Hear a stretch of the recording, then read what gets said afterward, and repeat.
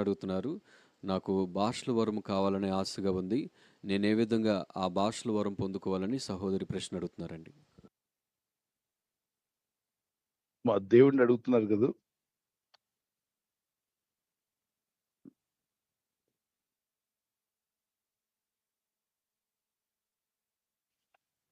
లూకాసు వార్త 11వ అధ్యాయం 13వ వచనంలో తండ్రిని అడుగు వారికి నిశ్చయంగా పరిశుద్ధాత్మని ఇస్తానండి. అన్ని భాషలు అనేవి ఎలా వస్తాయి? ప్రభుని స్తుతిస్తూ ఉండగా వారు ఏక మనస్కులై దేవుని స్తుతిస్తుండగా ఆత్మ వారికి ఇచ్చిన వాక్శక్తి కొలది అన్ని భాషలు మాట్లాడారు. లూకాసు వార్త 24వ అధ్యాయం 53వ వచనంలో వారు ఏకముగా కూడి దేవుని స్తుతిస్తూ ఉన్నారు అన్నది. చూడండి, ఎడతెగక దేవాలయంలో ఉండి దేవునికి స్తోత్రం చేయుచుండ్రి. దేవునికి ఏం చేస్తారంట? స్తోత్రం స్తోత్రం చేయుచు. స్తోత్రం చేయుచుండేది. ఆ స్తోత్రం చేస్తూ ఉన్నటువంటి ఆ రోజుల్లోనే వారి మీదకి పరిశుద్ధాత్మ రావడం, అన్ని భాషలు మాట్లాడడం జరిగింది. ఇది అపోస్తలుల 2వ అధ్యాయం 1-4 వచనం వరకు. మనకు కూడా అలా అగ్ని కనిపిస్తుందా? అగ్ని నాలుకలు కనిపిస్తే అలాగేం ఉండదు. చూడండి, అపోస్తల కార్యం ఈ వచనాలు చదువుకోండి. 8వ అధ్యాయం 16-17లో అపోస్తలుడైన పేతురు, యోహాను చేతుల నుంచి ప్రార్థించగా వారందరూ అన్ని భాషలతో మాట్లాడారు. ఆత్మతో నింపబడ్డారు. అపోస్తల 10వ అధ్యాయం 44-46 వచనం వరకు వారు వాక్యం శ్రద్ధగా వినుచుండగా ఆత్మ వారి మీద దిగి వచ్చిన వారందరూ అన్ని భాషలు మాట్లాడారు. అలాగే లేఖనాల్లో మనం చదివితే అపోస్తల కార్యం 19వ అధ్యాయం 5-6 వచనాల్లో వారు బాప్తిసం పొందిన తర్వాత పౌలు గారు ప్రార్థిస్తుండగా ఆత్మదేవ్ వారిని తాకగా వారు దేవుని స్తుతిస్తూ ఉండగా అన్ని భాషలు మాట్లాడారు. ప్రవచనాలు కూడా వచ్చాయి. సో మీకు ఆసక్తి ఉంది, అపేక్షించమన్నాడు. 1 కొరింథీ 14వ అధ్యాయం 1-2 వచనాల్లో పరిశుద్ధాత్మ వరములను అపేక్షించమన్నాడు. మరి ఆత్మలో మాట్లాడడం, ఆత్మలో ప్రార్థించడం అనేది అద్భుతమైనటువంటి విషయమే. ప్రేమ కలిగి ఉంటూ ప్రయాసపడి ఆత్మ సంబంధమైన వరముల కొరకు ఆసక్తితో అపేక్షించుడి. విశేషంగా మీరు ప్రవచన వరం అపేక్షించండి. మరి భాషా వరం వల్ల ఏం కలుగుతుందంటే క్షేమాభివృద్ధి కలుగుతుంది. 14 వచనం. మీరు దేవుని కంటిన్యూగా స్తుతిస్తుండండి. ప్రభువా నాకు ఇచ్చినందుకు స్తోత్రం అని. ఆ స్తుతిస్తూ ఉండగా చూడండి, వాక్యం సెలవిస్తుంది. పదాల్లో నత్తివారి పెదవుల ద్వారా అంటే నత్తి రావచ్చు, నాలుక తడబడొచ్చు, తర్వాత అన్య భాషగా మారే అవకాశం ఉంది. ఇది ఎక్కడుందండి ఈ వచనం అంటే యెషయా 28:11లో అన్ని జనులు అంటే అన్య భాషలు మాట్లాడే ముందు నత్తివారి పెదవుల ద్వారా అంటాడు. నిజమే, అలసిన వారికి నెమ్మది కలుగు చేయడి, ఇదే నెమ్మది, ఇదే విశ్రాంతి అని చెప్పినవాడు నత్తివారి పెదవుల చేతను అన్య భాషలతోనూ ఈ జనులతో మాట్లాడుచున్నాడు. నత్తివారి పెదవులేంటి అంటే స్టామరింగ్ లిప్స్ అంటాం. నత్తి వస్తుంది. స్తోత్రం చెప్తుంటే స్తుతి రాకుండా మీకు తడబడుతూ మీ నాలుక మరొక మాటలోకి వెళ్తున్నప్పుడు కంగారు పడొద్దు. తండ్రిని ఏమడిగాడో అదే ఇస్తాడు దేవుడు. చేపనడిగితే చేపకు బదులుగా పామునివ్వడు గదా! మీరు మీ పిల్లవాడు గుడ్డునడిగితే గుడ్డుకు ప్రతిగా తేలునివ్వరుగా! మీరు పరిశుద్ధాత్మని అడిగితే పరిశుద్ధాత్మనే ఇస్తాడు దేవుడు. సో, మీ నోటి నుండి అన్ని భాషలు కూడా వస్తాయి. దేవుని స్తుతిస్తున్నాడు కంటిన్యూగా. దేవా నాకు ఇచ్చినందుకు స్తోత్రం, స్తోత్రం. వరమునిచ్చినందుకు స్తోత్రం. అన్ని భాషలు మాట్లాడే కృపను నాకు ఇచ్చినందుకు స్తోత్రం అని దేవుని స్తుతిస్తుండండి. దేవుడు ఆ వరాన్ని మీకు దయచేస్తాడు. పూర్ణ హృదయంతో స్తుతించండి. పూర్ణ ఆత్మతో స్తుతించండి. God bless you. Next question. అడుగు ప్రతి వారికి ఇచ్చే దేవుడు ఆయన. థ్యాంక్ యూ పాస్టర్ గారు. తర్వాత ప్రశ్న జిమిమా గారు గండిగుంట నుంచి అడుగుతున్నారండి. నాకు కొన్ని బలహీనతలు ఉన్నాయి. శ్రమల దినాల్లో ఉపవాసం ఉన్నప్పుడు పాలు త్రాగవచ్చని సహోదరి ప్రశ్న అడుగుతున్నారండి. మీరన్నారు కదా, శరీర బలహీనత ఏదైనా ఉన్నప్పుడు మరి నేను ఉపవాసం ఉండాలని ఆసక్తి ఉంది. ఆహారం తినకుండా ఉంటాను. కానీ మిల్క్ తీసుకోవచ్చా అని. మరి మీరు ఏ వయసు వారో, పెద్ద వయసు వారైతే మీ శరీరం మీకు ఉపవాసానికి అనుకూలించకపోతే మీరు ప్రార్థనలో ఉండండి. 40 రోజులు ప్రార్థన చేయండి. ఓకే. షుగర్ ఉన్నవారు, బీపీ ఉన్నవారు, ఆ తర్వాత గర్భిణీ స్త్రీలు, పాలిచ్చు తల్లులు, మరి నీరసంగా బలహీనంగా ఉన్నటువంటి వారు, హిమోగ్లోబిన్ 4% అంటే కనీసం 6 పాయింట్సే ఉందనుకోండి, చాలా డేంజర్. మీలాంటి వాళ్ళు ఫాస్టింగ్ ఉండక్కర్లా. మీరు తినండి, ఆహారం తినండి, ప్రార్థనలో ఉండండి. తినినను ప్రభువారమే, తినకపోయినా ప్రభువారం. 40 రోజులు ప్రార్థనలో ఉండండి. మరి మిగిలిన వారు ఆరోగ్యంగానే ఉన్నాను, నేను అన్ని విధాలుగా బానే ఉన్నాను, దేవుడు నన్ను కృపతో కాపాడుతున్నాడు, నేను ఫాస్టింగ్ ఉండాలనుకుంటున్నాను. ఉండండి. 40 రోజులు ఫాస్టింగ్ ఉండే అవకాశం ఉంది. ఈ పాయింట్స్ అన్ని ఈరోజు నేను షార్ట్ కట్‌లో మీకు యూట్యూబ్‌లో పెడతాను. వాటన్నిటిని విని మీరు ప్రిపేర్ అవ్వచ్చు. ఇందాక కూడా ఒక సహోదరి ప్రశ్న అడిగారు. షుగర్ ఉంది కాబట్టి మధ్యాహ్నం 1 గంట వరకు ఉండొచ్చా అని. మీ శరీరం ఎంతవరకు అనుకూలిస్తే అంతవరకు మీరు ఉండొచ్చు. ఓకే. ఇలా ఉండకపోతే దేవుని ఉగ్రత వచ్చేస్తదా? దేవుని కోపం వచ్చేస్తదా? మన దేవునికి 10 చేతులు, చేతికొక ఆయుధం, చేతికో చక్రం పెట్టుకొని లేడు. ఆయన ప్రేమమయుడు, కనికరం గలవాడు. నేను బలిని కోరట్లేదు గానీ కనికరంనే కోరుచున్నానన్నాడు. ఆయన మనల్ని ప్రేమిస్తున్నాడు. ఆయన మనకు తండ్రి. మనం ఆయన బిడ్డలం. అయితే ఉపవసించాలని అనుకున్న వారు ఉండండి. ఉపవాసం లేనివారు ఉండలేకపోతున్నాం అన్నటువంటి వారు మీరు ఎంతవరకు ఉండగలరో అంతవరకు ఉండండి. కొంతవరకైనా మేలే గదా! గుడ్డి కన్నా మెల్ల బెటర్ అంటారు. అసలు లేకుండా ఉండడం కంటే ఒక ఉదయకాలం బ్రేక్‌ఫాస్ట్ మానేసి మధ్యాహ్నం వరకు ఫాస్టింగ్ పీరియడ్‌లో ఉంటానండి. షుగర్ టాబ్లెట్‌లు వేసుకునేలాగుంటే మాత్రం టాబ్లెట్ వేసుకొని ఆహారం తినకుండా ఉండకూడదు. టాబ్లెట్ లేకుండా మీరు ఉండగలిగితే ఆహారం, ఉపవాసం ఎంతవరకు డాక్టర్స్ పర్యవేక్షణలో అడగండి. మీరు వెళ్తున్నటువంటి వైద్యులు మీకు తెలియపరుస్తారు ఎంతవరకు నేను ఫాస్టింగ్ ఉండొచ్చు అని చెప్పి. ఖచ్చితంగా ప్రభు మీకు సహాయం చేయనుగాక. మీరు స్వస్థత నొందుదురుగాక. God bless you. Amen. Thank you pastor గారు. అదేవిధంగా మరొక దానికి సంబంధించిన మరొక ప్రశ్న కూడా అడిగారు. 40 రోజుల ఉపవాస ప్రార్థనలోనే ప్రతిరోజు తలస్నానం కూడా చేయాలా అని అడుగుతున్నారండి. ఆ! వినండి, దేవుని ప్రజలందరూ గుర్తుపెట్టుకోవాలి. మత్తయి సువార్త 6వ అధ్యాయం 16, 17లో నీవు ఉపవాసం ఉన్నప్పుడు నీ తల అంటే ఉంది, మొహం కడుక్కోమనుంది. కాబట్టి మనోళ్ళందరూ ఏమనుకుంటున్నారంటే ఉపవాసం ఉన్నప్పుడంతా తలంటి స్నానం చేయాలి. అక్కడ మీరు గ్రహించారా? బాగా అర్థం చేసుకోండి. మీరు ఉపవాసం చేయనప్పుడు వేషధారుల వలె దుఃఖముక్కులై ఉండకుడి. తాము ఉపవాసం చేయుచున్నట్లు మనుషులు కనబడవలెనని వారు తమ ముఖమును విచారం చేసుకుందురు. మీరైతే అలా ఉండకూడదు. వారి ఫలం పొంది ఉన్నారని వారికి నిశ్చయముగా మీతో చెప్పుచున్నాను. 17వ వచనంలో ఉపవాసం చేయుచున్నట్లు మనుషులు కనబడవలనని కాక ఉపవాసం చేయుచున్నట్టు మనుషులు కనబడవలనని కాక రహస్యమందున్న మీ తండ్రికి కనబడవలనని నీ ఉపవాసం చేయనప్పుడు నీ తల అంటుకొని నీ ముఖం కడుక్కోమన్నాడు. తల అంటుకొని మొహం కడుక్కోవడం అంటే ఏంటి? మన భాషలో, వాడుక భాషలో తల అంటుకొని అంటే ఏంటి? తలస్నానం చేసి చేసి అది కాదు దాని అర్థం. అయితే మనం అలా అనేస్తున్నాం. తలంటుకొని అన్నప్పుడు తలస్నానం అనుకుంటున్నాం. తలస్నానం కాదు అది. అక్కడ ఏముంది చూడండి. ఇంగ్లీష్‌లో చదవండి. But when thou fastest anoint thine head and wash thy face.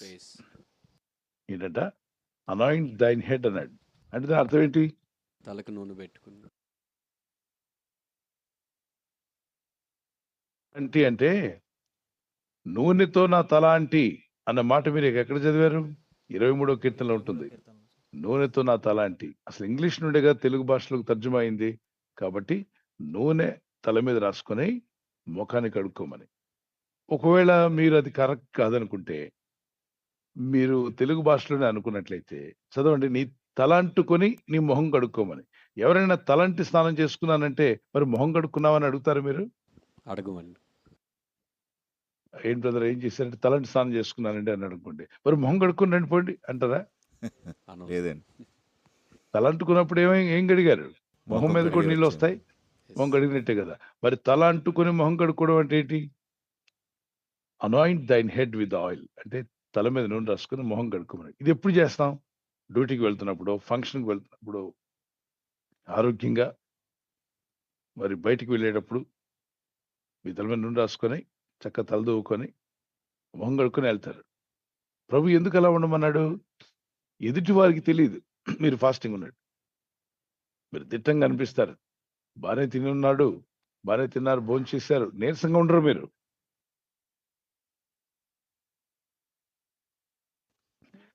మీరు ఆరోగ్యంగా కనిపిస్తారు కాబట్టి వారు మిమ్మల్ని అడగరు. ఎందుకంటే నీ వ్యక్తిగత ఉపవాస ప్రార్థన ఇది.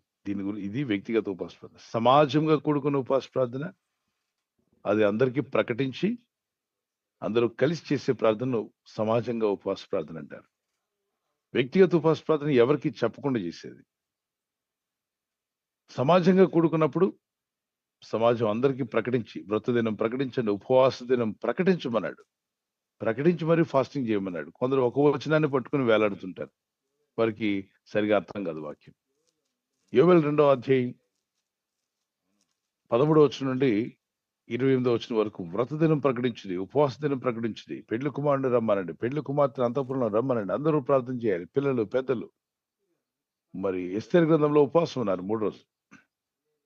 చాటించారు యూదుల మధ్యలో, ఉపవాసం ఉండబోతున్నాం, 3 రోజులు మనం ఉపవాసం ఉండాలి. దేశంలో ఉన్న యూదులు ప్రతి ఇంటికి వెళ్ళి ప్రకటించారు. అందరూ కలిసి ఉపవాసం ఉండాలంటే మరి అందరికీ తెలియాలి కదా. మరి దేవుడు జవాబు ఇచ్చాడా? ఇచ్చాడు. ఎస్తేరు గ్రంథంలో, యోనా గ్రంథంలో అక్కడ కూడా వాళ్ళు ఉపవాసం ఉండి ప్రార్థన చేస్తారు.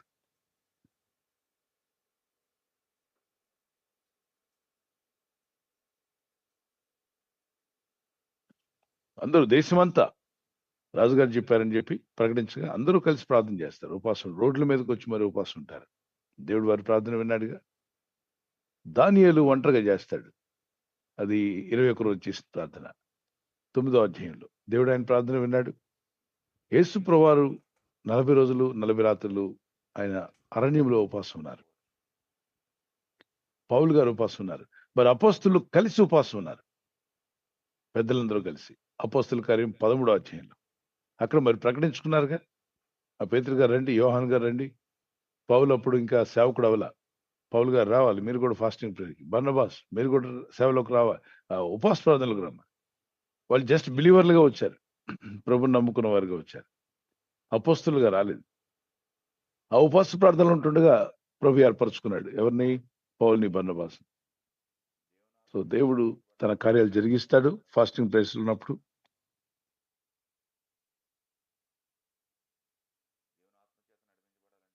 ప్రార్థించండి. ఉపవాస ప్రార్థనలో ఆత్మీయంగా ఎదుగుదలకు, దేవునికి బాగా దగ్గర అవడానికి, ప్రార్థనలు బలపడడానికి, దేవుని చిత్తం నెరవేర్చడానికి. అంతేకాకుండా మీకు ఎదురైనటువంటి అనేక గడ్డు సమస్యలను జయించటకు దేవుడి ఉపవాస ప్రార్థనలు దయచేయను గాక. ఆమేన్. ఈ ప్రార్థన రిక్వెస్ట్లన్నీ రాసుకోండి. ప్రార్థన మానవద్దు, పట్టుదలతో ప్రార్థన చేయండి. God bless you. Thank you pastor గారు. తర్వాత ప్రశ్న కేజర్ గార్డెన్ నుంచి. Right right praise the Lord pastor గారు. Praise the నా Lord. పేరు కుమార్, బైబిల్ సెమినార్ నుంచి మాట్లాడుతున్నాను. గుడ్. నా ప్రశ్న ఏంటంటే పాస్టర్ గారు, ట్రైబల్ పీపుల్ ఉన్నారు కదా పాస్టర్ గారు, లైక్ అండమాన్ నికోబార్ లో తెలిసిన వాళ్ళు, ఇంకా మనకి తెలియని వాళ్ళు చాలా మంది ఉన్నారు. అంటే వాళ్ళ దగ్గరికి సువార్తకు తీసుకెళ్ళడానికి కూడా ఒక వే లేదు, మార్గం లేదు. మరి వారికి ఎలా ఉంది కానీ ఇది నా ప్రశ్న పాస్టర్ గారు. రైట్. Thank you. అంటే వారు ఎలా రక్షించబడతారనే అంతేనా? అవును ఆడియో పాస్టర్ గారు. వారు ఎలా రక్షించబడతారండి? వినండి, గవర్నమెంట్సే ఆపుతున్నాయి. నేను అండమాన్ వెళ్ళినప్పుడు అక్కడ జరవా అనే ఒక గ్రూప్ ఉంటుంది. తర్వాత ఇంకా రకరకాల గ్రూప్స్ వాళ్ళు కొంతమంది అడవిలో ఉండిపోయారు. వాళ్ళు చూస్తే ఆఫ్రికన్స్ లా ఉంటారు.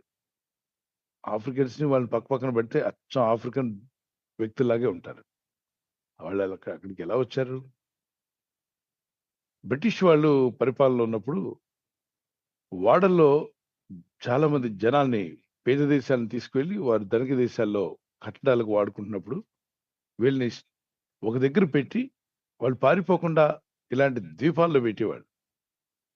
అక్కడ నుంచి ఆ తర్వాత వాళ్ళు వెళ్ళి ఎవరికి అవసరం ఉందో వాళ్ళని తీసుకెళ్తుండే ఏ ప్రాంతాలకు.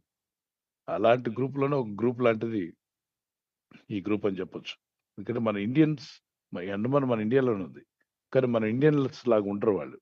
అచ్చం ఆఫ్రికన్స్ లాగే ఉంటారు. అడవిలోని తీసుకొచ్చారు. ఆ రోజుల్లో కూలి పనులకి, పొలం పనులకి, కట్టడాలకి వాడేవాడు. ఆఫ్రికా భయంకరమైన కీకారణ్యం కదా. తీసుకొచ్చిన గ్రూప్స్ అన్నిటిని అడవిలో వదిలేసేవారు అండమాన్లో. అక్కడ వాళ్ళు ఎవరికి నచ్చిన గ్రూప్లో ఆ ప్రాంతంలో ఉంటుండే వాళ్ళు. లాస్ట్కి వారిని అక్కడ వదిలేసినట్టున్నారు. దాని గురించి ఇప్పుడు మనకు డీప్గా ఆలోచించనక్కర్లేదు. కానీ ఆ గ్రూపు సివిలైజ్డ్ కాదు, అలా ఉండిపోయారు. తర్వాత బ్రిటిష్ పాలన అయిపోయింది. మరి జనావాసంలో ఉన్నటువంటి వాళ్ళంతా చక్కగా ట్రైనింగ్ అయిపోయి మరి సివిలైజ్డ్ అయ్యారు.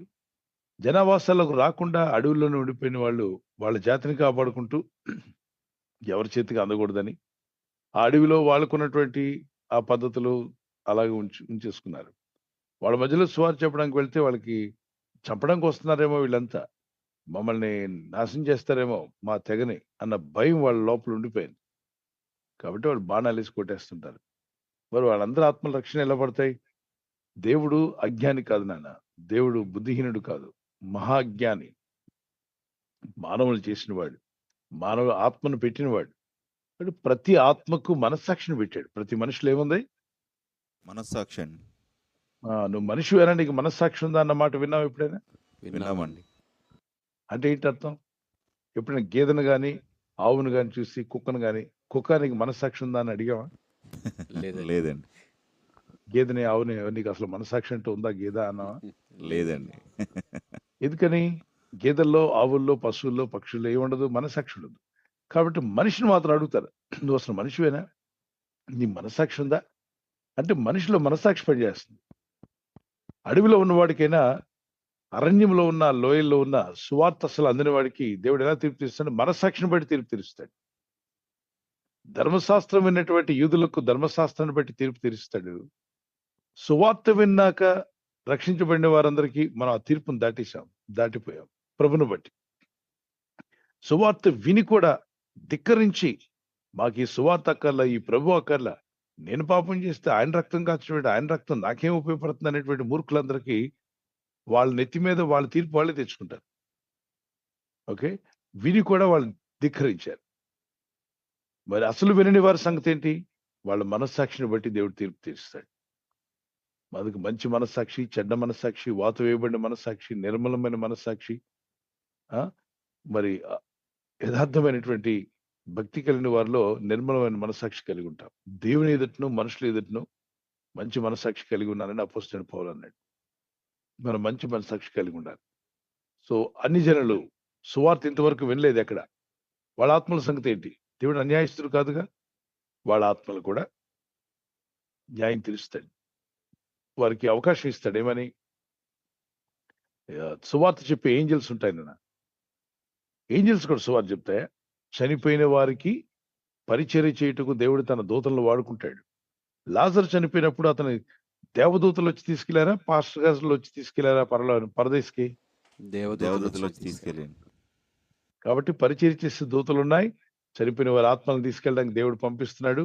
లూకాసు సువార్త 16వ అధ్యాయం 19, 20, 21 వచనాల్లో లాజరు చనిపోయినప్పుడు దేవుడు తన దూతలను పంపాను అతని ఆత్మను తీసుకురమ్మని. శరీరాన్ని ఎవరో పాతి పెట్టారు ఊర్లో వాళ్ళు, ఆత్మను మాత్రం దేవదూతలు వచ్చి తీసుకెళ్ళాయి. అప్పుడు దేవదూతలు మాట్లాడవా? లాజరు అడుగుంటాడుగా, ఎవరండి మీరు, నేను ఎప్పుడు చూడలేదంటే, దూతలమయ్యా, నేను తీసుకెళ్ళడానికి వచ్చాం. ఇలాగే రక్షింపబడనిటువంటి వాళ్ళు సువార్త ఎప్పుడు విన్న వారికి ఈ దూతల ద్వారా దేవుడు మాట్లాడిస్తాడు. వారు నమ్మితే వారి రక్షణ, తిరస్కరిస్తే నరకం అని చెప్పి మనం సువార్త చెప్పడం మానేద్దామా? లేదు. దేవుడు మనకిచ్చిన బాధ్యత, సర్వలోకానికి వెళ్ళండి, సర్వ సృష్టికి సువార్తను ప్రకటించండి, మీరు నా శిష్యులుగా ఉండండి అన్నాడు. ప్రభు మిమ్మల్ని వాడుకోండి కాక. God bless you. బైబిల్ సెమినార్లో ఉన్న మీరందరినీ కూడా దేవుడు వాడుకుంటాడు. విశ్వాసంతో ఉండండి, ప్రార్థన చేయండి, దేవా నన్ను వాడుకోమని ప్రే చేసుకోండి. God bless you. Praise the Lord. సేవకులందరిని బట్టి, సెమినార్లో ఉన్నట్టు ట్రైనింగ్ అవుతున్న వారిని బట్టి చప్పట్లు కొట్టి దేవునికి స్తోత్రం చేయండి. God bless all of you. మనం ఎక్కువ త్యాగం చేస్తున్నట్టు ఫీల్ అవ్వకండి. మనకంటే ఎక్కువగా ఈ మాలేసిన వాళ్ళు 4 గంటలు లేస్తారు, చల్లనీటి స్నానం చేస్తారు, మరి చెప్పులు లేకుండా నడుచుకుంటూ వారు ఆరాధించే దేవాలయాలకు నడుచుకుంటూ వెళ్తారు రోడ్డు మీద, అక్కడ భజన చేస్తారు, మళ్ళా తిరిగి వచ్చి వాళ్ళ పనులు, వాళ్ళ షాపులు, వాళ్ళ కార్యక్రమాలను చేసుకుంటారు. స్త్రీలు వండిని ఏమీ తినరు, తినే విషయంలో జాగ్రత్త పడతారు. తల మీద బరువు మోసుకుంటూ వాళ్ళు అనుకున్న మరి ప్రార్థనా స్థలాలకు, వాళ్ళు అనుకున్నటువంటి పూజ స్థలాలకు వెళ్ళేదాకా అది మోసుకొని వెళ్తారు. ఫ్లైట్ అయినా, ట్రైన్ అయినా చెప్పులు లేకుండా నడుస్తారు. హాఫ్ డ్రెస్ తో కూడా ఉంటారు కొంతమంది. వాళ్ళ తల మీద బరువు మోస్తుంటారు. వాళ్ళ నాయకుడు దించేదాకా వాళ్ళు దించరు. ఒక కట్టుబాటు, చాలా శ్రమతో కూడినటువంటిదిగా చేస్తారు. మీకు అంత శ్రమ పెట్టల. యేసయ్య అన్నాడు, నా కాడి సులువైంది. యేసయ్య కాడి సులువైంది. నా యుద్ధం నేర్చుకోమన్నాడు. మత్తయి సువార్త 11:28 మీరు అది తీసేయండి, ఇది తీసేయండి అనలా. మరి చెప్పులు లేకుండా రక్షణ ఎలా వస్తుంది? చెప్పులు వేసుకుని నడుస్తుంటే ఆయన చెప్పులు లేకుండా నీ కొరకు కొండ ఎక్కాడు. తల మీద ఏం మోయకుండా ఎలా రక్షణ వస్తుంది? ఆయన తల మీద ముళ్ళ కిరీటం నీ కొరకు మోసాడు. చేతులు కాళ్ళు కష్టపడకుండా ఎలాగంటే రక్షణ వస్తుంది? మన పాపాల నిమిత్తం ఆయన చేతులు కాళ్ళు మేకులు కొట్టబడ్డాయి. అయితే ఆయన సేవించేవారు మనం ఏదో గొప్ప త్యాగం చేస్తున్నట్టు ఓవరాక్షన్ చేయొద్దు. బాగా నేర్చుకోండి వాక్యాలు, ప్రార్థన చేయండి, దేవుని స్తుతించండి. అలవాట్లు మారతాయి. అలవాట్లు మారడం మీకే మంచిది. మీ మీద మీకు పట్టు వస్తుంది. మీ మీద మీకు ధైర్యం కలుగుతుంది. ఓహ్, నేను కూడా ఉండగలిగాను 40 రోజులు ప్రార్థనలో. 40 రోజులు వాక్యం చదువుతూ ఉండగలిగాను. ప్రార్థనలో గడిపాను. పాఠాలు నేర్చుకున్నాను. మీ జీవితంలో ఒక గొప్ప అనుభవంగా మారబోతుంది ఇది. God bless you. మరొక ప్రశ్న ఉందండి నెక్స్ట్ క్వశ్చన్. కేజీఆర్ గార్డెన్స్ నుంచి. రైట్. ఆడియో అడ్మిట్ చేసి అడగండి. Right. Okay. Praise the Lord pastor గారు. నేను బైబిల్ సెమినార్ నుంచి మాట్లాడుతున్నాను. నాకున్న డౌట్ ఏంటంటే, యేసుక్రీస్తుని సొంత రక్షకుడిగా అంగీకరించి బాప్తిసం తీసుకున్న తర్వాత దుష్టుడు పెట్టే టెంప్టేషన్స్ వల్ల మళ్ళీ పడిపోయి లేచిన తర్వాత దేవుని క్షమాపణ అడిగినప్పుడు జీవ గ్రంథంలో మన పేరు ఉంటుందా, తీసివేస్తారా అంటే మీరు అనేది నాకు పడిపోయినప్పుడంతా తుడిచేసి, మళ్ళా మీరు ప్రార్థన చేయగానే మళ్ళీ రాసి, మళ్ళీ పడిపోతే మళ్ళీ తుడిచేసి, ఇలా తుడుస్తూ రాస్తూ ఉంటాడనా? అలా ఉండదు నాన్న. రక్షణ పొందావు, యేసుక్రీస్తునందు విశ్వాసం ఉంచావు, దేవుని బిడ్డగా మార్చబడ్డావు, నీ పేరు జీవగ్రంథం ముందు రాయబడింది. అయితే శోధనలో పడుతున్నాను, శోధనలో పడిపోతున్నాను, లేస్తున్నాను, పడిపోతున్నాను, లేస్తున్నాను, దీన్ని దానికి లింక్ పెట్టొద్దు. నువ్వు ఇప్పుడు నీకు పెళ్లి కాలేదనుకుంటాను, పెళ్లి అయింది అనుకో, నీకు బిడ్డ కుమారుడు పుట్టాడు అనుకో, నీ కుమారుడు పుట్టగా నడుస్తాడా? నడవడండి. ఎటు చెప్పాలి? నడవడు పాస్టర్ గారు. నడవలేదు కాబట్టి పోనీ అప్పుడప్పుడు నడకొచ్చింది, కొంచెం నడిచాడు, 2 అడుగులు వేసాక ఏం చేస్తాడు? పడిపోతూ ఉంటాడు. పడిపోయినప్పుడైతే నువ్వు నా కొడుకు కాదురా అని బయటికి విసిరేస్తారా? లేదండి, లేదు సార్. మరలా లేపి నడిపిస్తాం. ఏం చేస్తావు? లేపి లేపి నడిపించడానికి నడిపిస్తాం, చూస్తాం. మరలా లేపుతాం. లేపి నడిపిస్తావు, చేతినిస్తావు, Yes. నడవడం నేర్పిస్తావు, ఎలా అడుగులు వేయాలని నేర్పిస్తావు. నువ్వు బాగా నడుస్తుంటే నీ చుట్టూ ఉన్న వాళ్ళకి చెప్పి ఆనందిస్తావు, నా కొడుకు నడుస్తున్నాడని. మంచం కోడి పట్టుకునో లేకపోతే గోడను పట్టుకునో నెమ్మదిగా నడుస్తున్నప్పుడు తను చేయించి మరి నడిపిస్తాడు తండ్రి తల్లి. బాగా నడవగలిగినప్పుడు ఆ రోజు పెద్ద పండగే వాళ్ళకి. నా కొడుకు ఈరోజు నడుస్తున్నాడు, నా కుమార్తె ఈరోజు నడుస్తుందని. అలాగే దేవుడు కూడా తన బిడ్డలు మారు మనసు పొంది రక్షణలో ఎదిగి నిలబడడం నేర్చుకుని నడవడం కూడా నేర్పిస్తాడు దేవుడు. ఆశ మీలో ఉండాలి, దాహం మీలో ఉండాలి. నేను సాధకుడు సాతానుడు ఉన్నాడు, అటు శోధిస్తాడు, నేను పడిపోతాను, అటు శోధిస్తాడు, నేను ఏంటది? వాడు ఉన్నాడు, వాడి పని అటు చేసుకుంటాడు, మనకి వాడికి సంబంధం లేదే. మనం ప్రభు బిడ్డలం కనుక మనం ప్రార్థించుకొని దేవుని వాక్యం నేర్చుకొని, ఒకవేళ ఏదైనా పొరపాటు ఉందనుకో ఒప్పుకొని విడిచిపెట్టండి. ప్రభా నన్ను సరిచేయమని చెప్పి అడిగి, నన్ను నిలబెట్టిన ఆయన స్థిరపరచు, నన్ను నీ ఆత్మబలంతో నింపమని ప్రార్థన చేస్తే స్థిరపరచబడతారు. ఒక మాట చెప్తాను, మీరు బకెట్ నీళ్ళు ఎత్తలేకపోయారనుకోండి ఈరోజు, కాబట్టి మీ జీవితంలో ఎప్పుడు బకెట్ నీళ్ళు ఎత్తలేరా? ఎత్తగలమండి. 2 బకెట్లతో నీళ్లు మోయలేని వారు జీవితంలో ఇంకెప్పటికీ 2 బకెట్లతో నీళ్లు మోయలేరా? మోయగలమండి. ఎప్పుడు మోస్తారు? రానున్న రోజులు. రోజు ప్రాక్టీస్ చేస్తే కొద్ది రోజుల తర్వాత ఈజీగా మోసేస్తారు. మొదటి రోజు మోయలేకపోయారు, తర్వాత 10 రోజుల తర్వాత ఈజీగా మోయగలిగారు. ఎందుకని? ఈ 10 రోజులు ఏం జరిగింది? ప్రాక్టీస్ అనేది జరిగింది.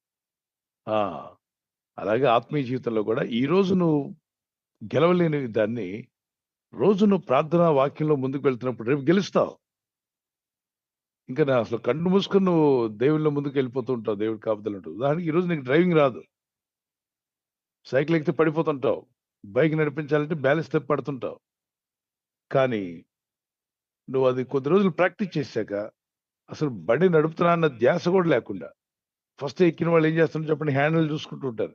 ముందుకు చూడరా అంటే హ్యాండిల్ చూస్తాడు, హ్యాండిల్ గారు నువ్వు చూడాల్సిన ముందుకు చూడు.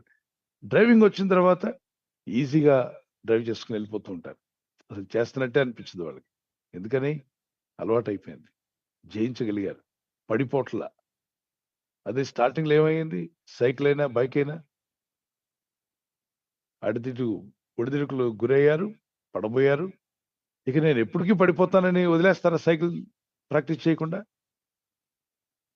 చెప్పాలి. లేదండి. నేను ఒక మాట అడుగుతాను. ఎంతమంది సైకిల్ తొక్కడం వచ్చు? చెయ్యెత్తండి. చేయి చూపించండి. ఓకే. మీరు సైకిల్ డైరెక్ట్‌గా మీ చేతికి రాగానే తొక్కేసారా? కింద పడ్డారా? కింద కూడా పడ్డామండి అప్పుడప్పుడు. అసలు పడినోళ్ళు ఎవరైనా ఉంటే ఒకసారి చేయి చూపించండి. పడలేదంటే నీకు సైకిల్ రాదని అర్థం. అంటే కావాలని పడనక్కర్లా. అది బ్యాలెన్స్ నీకు తెలీదు. నీ మైండ్‌కి అర్థం కాలా నీ చేతులకి. అర్థమయ్యేదాకా పడిపోతున్నావు, మళ్ళీ నిలబడుతున్నావు. అయితే నువ్వు ప్రయత్నం చేసావు చూసావా? నేను ఎలాగైనా సైకిల్ తొక్కాలి. ఆ పట్టుదల ఉందే, నేను పడిపోకుండా నడపాలని. అది నీకు సైకిల్ తొక్కడం బ్యాలెన్స్ వచ్చేసింది. బైక్. ఆత్మీయ జీవితంలో కూడా నేను పడకూడదు. నేను నిలబడాలి. నేను జయించాలి అని ప్రార్థన చేస్తున్నప్పుడు దేవుడు ఆ జయం నీకు దయచేస్తాడు. God bless you.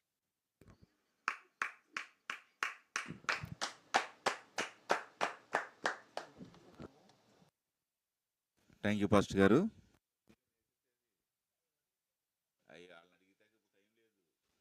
రజనీ గారు హైదరాబాద్ నుంచి అడుగుతున్నారండి.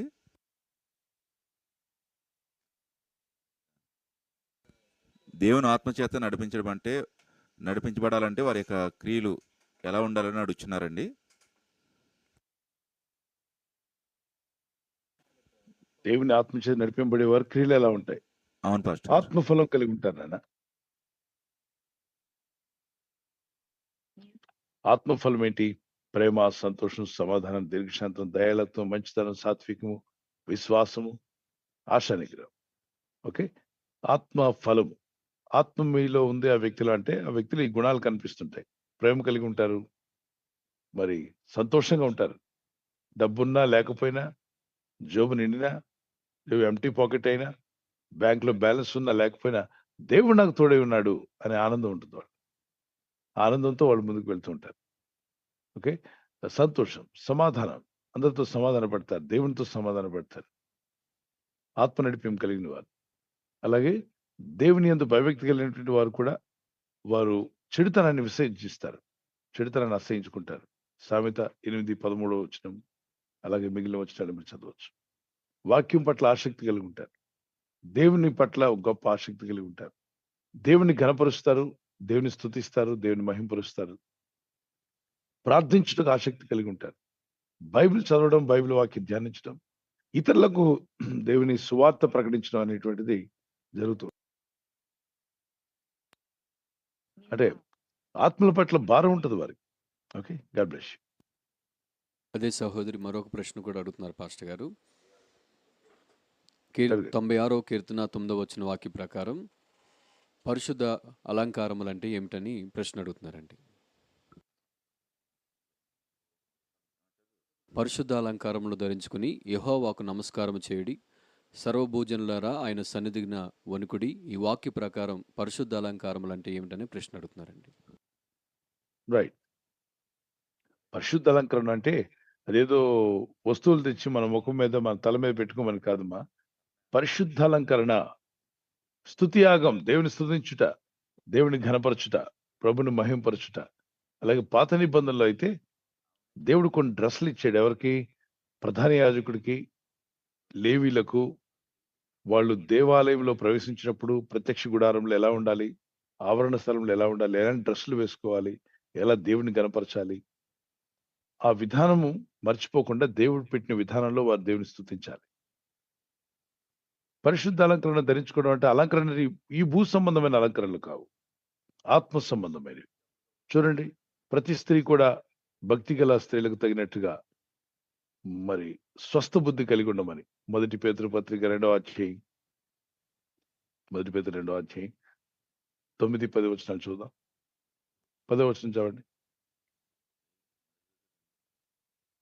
1 తిమోతి 2వ అధ్యాయం 10వ వచనం.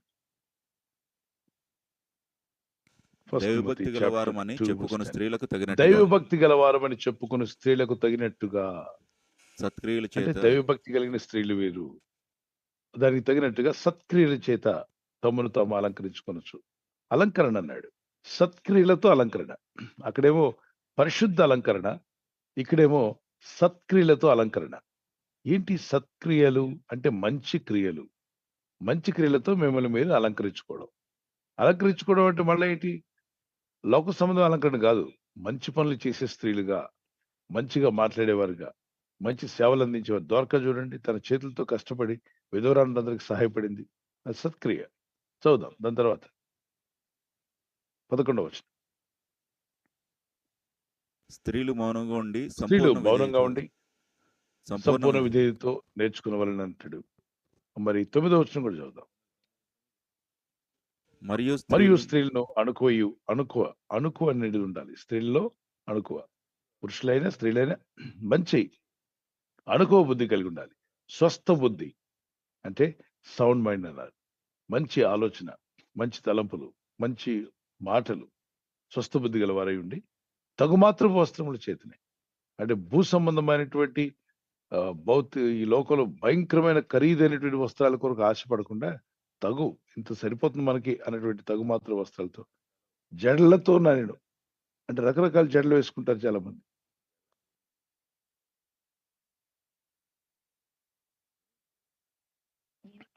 మరి ఆఫ్రికన్స్ కొంతమంది మనం చూస్తే ఒక తలకు 150 జడలేస్తారు. ఒకే తలకు చిన్న చిన్న జడలు వేసుకుంటూ ఉంటారు. దానికి ఎంత టైం పడుతుంది? 2-3 గంటలు పడుతుంది. ఆ టైం మీద ఇంట్లో వండుకోవడానికి, పని చేయడానికి, ప్రార్థన చేయడానికి వాడుకోవచ్చు కదా. జరుకునే జడంటే దేవునికేం కోపమేం కాదు. కానీ జడలు వేసుకుంటూ కూర్చుంటే నీ ఇల్లు ఎలా నడుస్తుంది? నీ పిల్లల్ని ఎవరు చూసుకుంటారు? నీ భర్తకు సాయం ఎవరు చేస్తారు? అలాగే నీ కుటుంబం నడుపుకోవడానికి నీకు ఎలా వీలు పడుతుంది? ఓకే. అటువంటి లోక సంబంధమైన ఆలోచన కలిగి ఉండకుండా స్వస్థ బుద్ధి కలిగి ఉండండి అని. మరి పురుషులకేమో పవిత్రమైన చేతులు ఎత్తి ప్రార్థన చేయండి. పవిత్రమైన చేతులు ఎత్తారట పురుషులు. కోపము, సంశయం మానేయాలట. ఓకే. God bless you. పరిశుద్ధ అలంకరణ అన్నప్పుడు దానికి ప్రత్యేకమైన అలంకరణ ఏదో ఉంటుందని ఆలోచించకండి. దేవుని స్తుతించుట్లో ఆత్మఫలం కలిగి ఉండండి. దేవుని గణపరచండి. పరిశుద్ధాత్మ యొక్క నడిపింపులో దేవుని గణపరచడమే.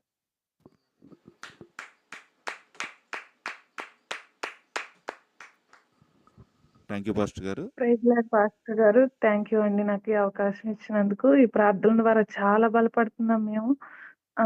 ఈ ప్రార్థనల ద్వారా మా తమ్ముడు రీసెంట్‌గా యూకే ఎళ్ళాడు. 2 వీక్స్ అవుతుంది. అక్కడ ఎవరు తెలీదు గదా! దగ్గరలో ఒక చర్చ్ ఉంటే రూమ్‌కి దగ్గరలో ఎళ్లారంటండి. మొన్న సండే బల్లారాధన కదా! అక్కడ వాళ్ళు ఒక సర్కిల్ లాగా ఏదో ఇచ్చారంట. మళ్ళీ వైన్ బాటిల్ కనిపించిందంట పక్కన. అందుకని బల్లారాధన తీసుకోకుండా వచ్చారు. మళ్ళీ ఆ వైను, ఆ సర్కిల్‌ది చిన్న పిల్లలకు కూడా ఇస్తున్నారంటండి. అది తీసుకోవచ్చా? తీసుకోకూడదా? ఆ బాబు తీసుకోకుండా వచ్చాడు బల్లారాధన. ఓకే అమ్మా. ప్రార్థన చేసుకొని భక్తి కలిగిన ఆరాధించేటువంటి వాక్యం ఉన్నదన్నట్టుగా చెప్పేటువంటి ఆ సంఘాలకు వెళ్ళమనండి. ఉంటాయి, చాలా సంఘాలు ఉన్నాయి. ఆత్మీయమైన సంఘాలు వెతకమనండి, దొరుకుతాయి.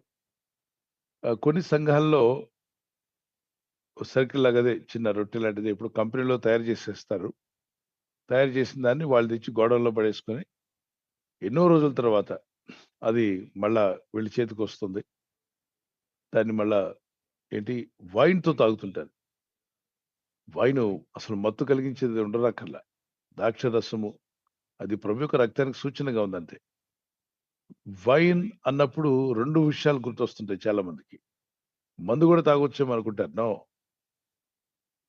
ఒకతను అన్నాడట, ఏమని, నేను వైన్ తాగితే తప్పేంటండి? ద్రాక్ష పళ్ళు దేవుడేగా చేశాడు. ద్రాక్ష పళ్ళు చేసింది దేవుడే. ఆ ద్రాక్ష పళ్ళను మురగబెట్టి ఫర్మెంటేషన్ చేసి అవి వైన్‌గా మారింది. దాన్ని తాగుతున్నాను. నేను తప్పేం చేస్తున్నాను? దేవుడిచ్చిన వాటిని తాగుతున్నాను కదా అని. అప్పుడు భక్తుడు చెప్పాడు, నీ మీద నీళ్లు చల్లారనుకో గుప్పెడు నీళ్లు, నీకేమైనా అనిపిస్తుందండి? ఏమనిపించదండి, వర్షం పడినట్టు ఉంటుంది. నీళ్లు చల్లితే చల్లగా హాయిగా ఉంటుందండి, నాకేం అవ్వదన్నాడు. దేవుడు చేసిన నీళ్లు కదా అని. సరే, ఆ దేవుడు చేసిన నీళ్ళే నీ మీద చల్లినప్పుడు నీకేం అవ్వదన్నావు కదా, ఆ నీళ్ళు నేను ఫ్రిడ్జ్‌లో పెడతా. ఫ్రిడ్జ్‌లో పెట్టాక ఐస్ గడ్డ అవుద్ది. ఏసి మొహాన్ని కొడతా. అప్పుడేమన్నా అవుద్దా అంటే, ముక్కు పగులుతుంది సార్ అన్నాడు. మరి నీళ్లు చల్లినప్పుడు మొహం పగలలేదు కదా, అదే నీళ్ళని ఫ్రిడ్జ్‌లో పెట్టి ఐస్ ముక్కగా మార్చి మొహాన్ని కొడితే మొహం పగిలిపోయింది కదా. అందుకే దేవుడిచ్చిన ద్రాక్ష పళ్ళను జ్యూస్ చేసుకొని తాగండి రా బాబు అంటే, అలా వద్దు. ఫెర్మెంటేషన్ చేసి, వైన్ చేసి 12 సంవత్సరాలు, 2 సంవత్సరాలు, 3 సంవత్సరాలు వైన్ అంటే చెప్పుకుంటున్నారు. బ్రదర్ ఇది 18 సంవత్సరాల వైన్ బ్రదరు. ఆహా! అది తాగాలా? అది అవసరమా నీకు? మత్తు కలిగించే వాటిని తాగనక్కర్లే. మీరు ద్రాక్షరసము యేసుప్రభువారు ఆ రాత్రి బల్ల ఇచ్చిన తర్వాత పాత్ర నా శరీరం తిని పాత్రలు త్రాగువాడు నాతో పాలివాడై ఉన్నాడని చెప్పాడు. మరి రాత్రి వెళ్ళి అది ఒకవేళ ఆయన వైన్ తాగుంటే రాత్రి పడుకొని నిద్రపోయేవాడు. ఆయన ఏం చేశాడు? ప్రార్థన చేశాడు. చెమటలు పట్టేలా ప్రార్థన చేశాడు. చెమట రక్త బిందువులుగా పడేలాగా గెత్సెమనే తోటలో ప్రార్థన చేశాడు. కొండ ఎక్కి వెళ్ళారు. కింద నుండి కొండ భాగానికి వెళ్ళారు. గెత్సెమనే కొండ.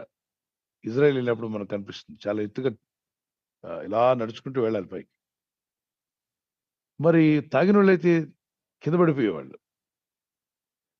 ఎక్కడానికి వీలు పడేది కాదు. గెత్సెమనే తోట దాకా కూడా వెళ్ళేవారు కాదు. పేతురు దగ్గర పడిపోయేవాడు, యోహాను దగ్గర పడిపోయేవాడు. కానీ కొండ మీదకి వెళ్ళారు. శిష్యులు వెళ్ళారు, యేసుప్రభువారు కూడా వెళ్ళారు.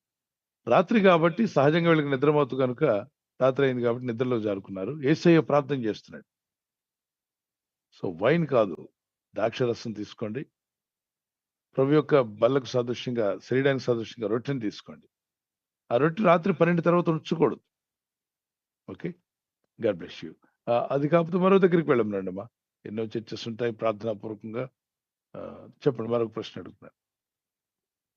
బెంగళూరు నుంచి శ్రీలక్ష్మి గారు. సహోదరి అదే మరొక ప్రశ్న పాస్టర్ గారు, అడుగుతున్నారు. 1 మంత్ మిస్ అవుతుంది కదా బల్లారాధన. తను ఇక్కడ వెళ్ళేవాడు, అట్లా మిస్ అవ్వచ్చా? మిస్ అవ్వడం అంటే అర్థమైంది మీరు అడిగారు. ఏదో పాపం అయిపోతుంది, అది చాలా ఘోరం, నేరం జరిగిపోతుంది అని మీరు ఫీల్ అవ్వద్దు. మంచి సహవాసం దొరికినప్పుడు తీసుకోమనండి. తీసుకోకపోతే నేరం, అది పరలోకానికి వెళ్ళకుండా నరకానికి అది కాదు దాని అర్థం. అపోస్తలుడైన పౌలు ఓడలో ప్రయాణం చేస్తున్నప్పుడు 14 రోజులు మేము ఏమీ తినలేదు అన్నాడు. తుఫాన్లో చిక్కున్నప్పుడు ఏమీ తినలేదు అంటే ఏంటి అర్థం? ఆయన బల్ల కూడా తీసుకోలేదుగా. 14 రోజులు ఏమీ తినలేదు, ఏమీ త్రాగలేదు, ఏమీ తినలేకపోయారు వాళ్ళు. బల్ల తీసుకోలే. అది ఆయన నేరస్తులతో పాటు వెళ్తున్నాడు ఓడలో. ఆ తర్వాత ఓడ బద్దలైపోయింది. 14 రోజుల తర్వాత రొట్టెను విరిచి తీసుకున్నాడే తప్ప బల్ల తీసుకోలేదు. ఆయనకి రొట్టె ప్రభు స్తుతించి రొట్టె విరిచి తీసుకోవడం. యేసు ప్రభువారు 5,000 మందికి 5 రొట్టెలు పంచినప్పుడు కూడా రొట్టెలు పైకెత్తి స్తుతించి పంచారు, కానీ ప్రభు బల్ల ఇవ్వలేదు. అక్కడ చేపలు రొట్టెలు ఇచ్చారు. అలాగే ఈయన కూడా రొట్టెల పైకి స్తుతించి తీసుకున్నాడు, బల్ల తీసుకోలేదు, ప్రభు యొక్క రక్తాన్ని తీసుకోలేదు. ఆ ఓడ బద్దలైపోయి వారు ఒక ద్వీపానికి చేరారు. అక్కడ కూడా బల్ల తీసుకోలే. ఎందుకంటే అందరు చుట్టూ ఉన్న నేరస్తులు వారేం ద్వీపవాసులు, వాళ్ళు ఎవరు రక్షణ పొందరు. వారికి సువార్త ప్రకటించాడు. అక్కడ కొన్నాళ్ళు ఉండాల్సి వచ్చింది. అప్పటికి ఆయన తీసుకోలే. మళ్ళా తిరిగి పరిశుద్ధుల సంఘంలో చేరినప్పుడు, విశ్వాసులందరూ కూడుకున్నప్పుడు, ప్రభు శరీరం అనగా ఆత్మీయులైన బిడ్డలందరూ కూడుకున్నప్పుడు అప్పుడు బల్ల తీసుకున్నాడు. సో గుర్తుపెట్టుకోవాలి, మీరు ఒంటరిగా ఉన్నప్పుడంతా బల్ల తీసుకోవాలని చెప్పి ఒక బిస్కెట్ ముక్క, ఒక పక్క కూల్ డ్రింక్ తాగొచ్చని ఒక ఆయన చెప్తున్నాడు. చేయకపోతే నరకం వెళ్ళిపోతారు జాగ్రత్త. అంత కలవరపడుతూ, అంత టెన్షన్తో, భయంతో మీరు బతకనక్కర్లా. ఆర్మీలో మనవాళ్ళు చాలా మంది పనిచేస్తున్నారు. అక్కడ వాళ్ళ చుట్టూ పరిశుద్ధులు, సేవకులు సహవాసం లేదు. లేనప్పుడు వాళ్ళు బల్ల తీసుకోవట్లే. మళ్ళా తిరిగి ఏదో ఒక రోజు సంఘానికి వస్తున్నారు, అప్పుడు బల్ల తీసుకుంటున్నారు. ప్రభుని నిత్యము స్తుతిస్తున్నాడు. బల్ల తీసుకున్నప్పుడు ప్రభు ఏం చెప్పాడు? నన్ను జ్ఞాపకం చేసుకున్నట్టు తీసుకోమన్నాడు. ప్రభుని జ్ఞాపకం చేసుకోవట్లేదా? మనం జ్ఞాపకం చేసుకుంటున్నాం. కావాలని అవాయిడ్ చేయొద్దు. అక్కడ పరిస్థితి బాగాలేదంటే మరి తిరుగుబోతులతో, తాగుబోతులతో బల్ల తీసుకోవద్దన్నాడు. 1 కొరింథీ 5వ అధ్యాయం 13వ వచనంలో, 1 కొరింథీ 5వ అధ్యాయం 11, 12 వచనాలు చదువుతుండగా, మీలో సహోదరుడు అనబడిన వాడు తాగుబోతు గాని, తిట్టుబోతు గాని, తాగుబోతు గాని, ఇప్పుడైతే సహోదరుడు అనబడిన వాడు ఎవడైనా జారుడు గాని, లోబి గాని, విరార్థికుడు గాని, తిట్టుబోతు గాని, తాగుబోతు గాని, దోచుకున్నవాడు గాని అయి ఉన్న ఎడల అట్టి వానితో సాంగత్యం చేయకూడదు, భుజింపనకూడదు. భుజించకూడదంటే అదే ప్రభు బల్ల తీసుకోకూడదని అని చెప్తున్నాడు. అలాంటి వాళ్ళతో సంఘాల్లో ఎలాంటి వాళ్ళు ఉన్నారనుకోండి, మనం బల్ల తీసుకోకుండా ఉండడం బెటర్ అట. మరి ఎవరితో తీసుకోవాలి? పరిశుద్ధులు ప్రార్థనతో. 2 తిమోతి 2:22 చదవండి. 2 తిమోతి 2:22.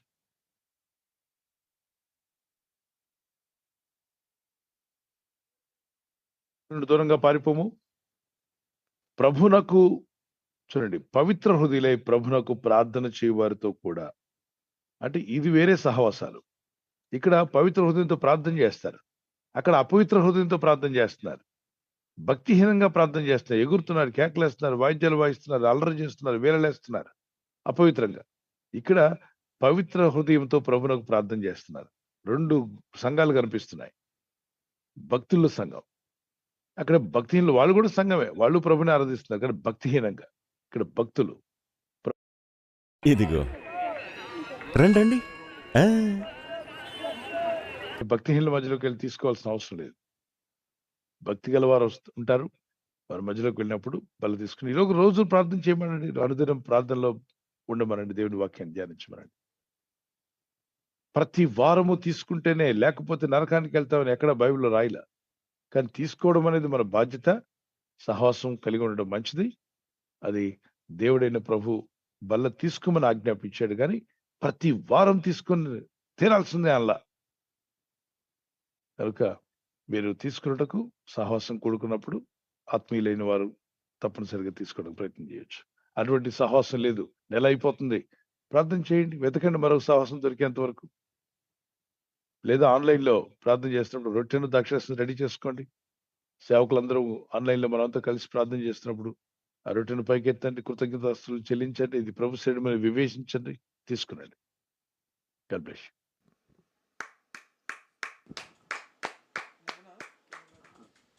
థ్యాంక్ యూ పాస్టర్ గారు. తర్వాత ప్రశ్న, ఒకవేళ బైబిల్ కొందరు సెమినరీ. అనొచ్చు, మీరు ఎలా చేస్తారు బల్ల, మీరు చేసిన బల్ల ఎలా అవుతుందని. మరి ఇంకొకళ్ళు చేసిన ఆయన మనిషే కదా, మనిషి. మనిషేనండి. దూత ఏమన్నా వచ్చేస్తుందా మీ సంఘాల్లో? లేదండి. మనుషులే. దేవదూతలు వచ్చి పిండిని పిసికి చక్కగా రొట్టె తయారు చేస్తున్నాయా? లేదండి. లేదు. మరి మనుషులేగా చేస్తున్నారు, అవునండి. అవునండి. విశ్వాసులే కదా, అవును పాస్టర్ గారు. అవునా? అవును. అలాంటి విశ్వాసమే నువ్వు కూడా. Yes. అవును. మరి తయారు చేయడం చేసావు, ద్రాక్ష పళ్ళను తీసుకొని రసం జ్యూస్ చేసి పెట్టావు, అప్పుడు అది జ్యూసే, అది రొట్టె. కానీ పైకెత్తి స్తుతిస్తావు, చూసావా, ఇది నా ప్రభు శరీరం అని వివేచిస్తావు కదా. అప్పుడు ప్రభు శరీరంలో నువ్వు కూడా ఒక భాగస్తులుగా ఉన్నావని, అప్పుడు అది గుర్తించబడుతుంది ప్రభు శరీరంగా, ప్రభు రక్తంగా. పాత్రను కూడా పైకెత్తి, ప్రభు ఇది నిబంధన రక్తముగా నేను భావిస్తున్నాను అన్నప్పుడు. Okay, God bless you. Thank you pastor గారు. తర్వాత ప్రశ్న, బైబిల్ సెమినరీ నుంచి. బ్రదర్ కనెక్ట్ అయ్యారండి, మీ యొక్క ఆడియో అన్మ్యూట్ చేసి మీ యొక్క ప్రశ్న తెలియజేయండి. ప్రైజ్ లార్డ్ పాస్టర్ గారు, బాప్తిసం తీసుకుంటాం కదా, మళ్ళీ బాప్తిసం తీసుకున్నాక పాపం చేసి మళ్ళా బాప్తిసం తీసుకొని మళ్ళీ పరలోక రాజ్యానికి వారికి స్థానం ఉందా అని. అంటే పాపం చేసినప్పుడు అంతా బాప్తిజం తీసుకోవడమా? అదే అబద్ధం ఆడాడు అనుకోండి, వాళ్ళు పరిగెత్తుకుని పాస్టర్ గారి దగ్గరికి వెళ్ళి, అయ్యా నేను ఉదయం అబద్ధం ఆడాను, మధ్యాహ్నం బాప్తిజం తీసుకున్నాను, మళ్ళీ రాత్రికి అబద్ధం ఆడాను అనుకోండి పొరపాటున, మళ్ళీ అర్ధరాత్రి వెళ్ళి పాస్టర్ గారు నేను అబద్ధం ఆడాను, నాకు బాప్తిజం ఉంటే ట్యాంక్లోనే చచ్చిపోతాడు. ఎందుకని? కంటిన్యూగా బాప్తిజాలు పొందుతుంటే వీడు పని ఎక్కడ చేస్తాడు? రోజు నీటిలోనే ఉంటాడు, రోజు నీటిలోనే కూర్చోవాలి, లేదా సముద్రం పక్కన నది పక్కన ఇల్లు కట్టుకోవాలి, వీకేదో దురాలోచన రాగానే మునగడం, తాడుపెట్టి ఎవరొకరు బయటికి లాగడం. అది కాదు. బాప్తిజం అనేటువంటిది క్రీస్తు ప్రభు బిడ్డగా నేను ఉండాలని నిర్ణయం తీసుకున్నాను. I want to follow my Jesus.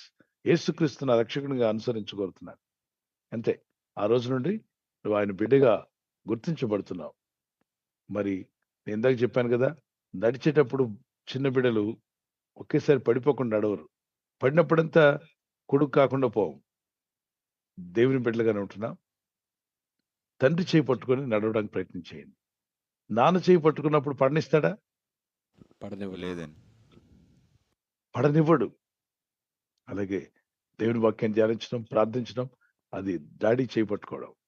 ఆయన నిన్ను పడనివ్వడు, నడిపిస్తాడు, బలపరుస్తాడు. God bless you. మాటి మాటికి బాప్తిసం పొందనక్కర్లేదు నాన్న. చర్చి మారినప్పుడంతా బ్యాప్తిజం. మీరు మా చర్చిలో బల తీసుకోవాలంటే మా దగ్గర బ్యాప్తిజం. మళ్ళా మీకు ట్రాన్స్ఫర్ అయ్యి ఎక్కడికైనా వెళ్ళారనుకోండి, వాళ్ళ చర్చిలో బ్యాప్తిజం ప్రోబలు తీసుకుంటే మా దగ్గర బ్యాప్తిజం తీసుకోవాలి. ఇదంతా మానవ తంత్రాలు. వాళ్ళ చర్చిలో మిమ్మల్ని పాతేయడానికి వాళ్ళు వేసిన తంత్రం అనమాట. క్రైస్తవులు ఒకసారి బ్యాప్తిజం పొందితే మళ్ళీ ఇంకెక్కడ పొందనక్కర్లా. ఒకే బ్యాప్తిజం. ఎఫెసీ 4:5 ఒకే ప్రభు, ఒకే ఆత్మ. మన ప్రపంచంలో ఏ దేశానికి వెళ్ళినా మనం ప్రభు బిడ్డలమే. వాళ్ళ చర్చిలో బల్ల ఇవ్వకపోతే మరో చర్చికి వెళ్ళండి. అంతేగాని బ్యాప్తిజం తీసుకుంటేనే ఇస్తానంటే అది వాక్య విరుద్ధం. ఆల్రెడీ అతను పొందాడు. అందుకే అడగాలి, మేము అడుగుతాం. మీరు బ్యాప్తిజం పొందారా? ప్రభుబలిలో పాల్గొనాలనుకున్నట్లయితే ప్రభుని నమ్మారా? ఎప్పుడు బ్యాప్తిజం పొందారు? ఎస్, పొందామండి, పలానా సంవత్సరం పలానా. అయితే ఓకే, మళ్ళీ నువ్వు పొందాల్సిన అవసరం లేదు. మా చర్చిలో మెంబర్షిప్ కావాలంటే మా దగ్గర బ్యాప్తిజం పొందాలి, మా అయ్యగారే మిమ్మల్ని ముంచాలి. ఇలా అయ్యగారుల దగ్గర వెళ్తే ఎప్పుడంతా ప్రతి అయ్యగారు ముంచుతుంటే ఏమైపోతాడు విశ్వాసి?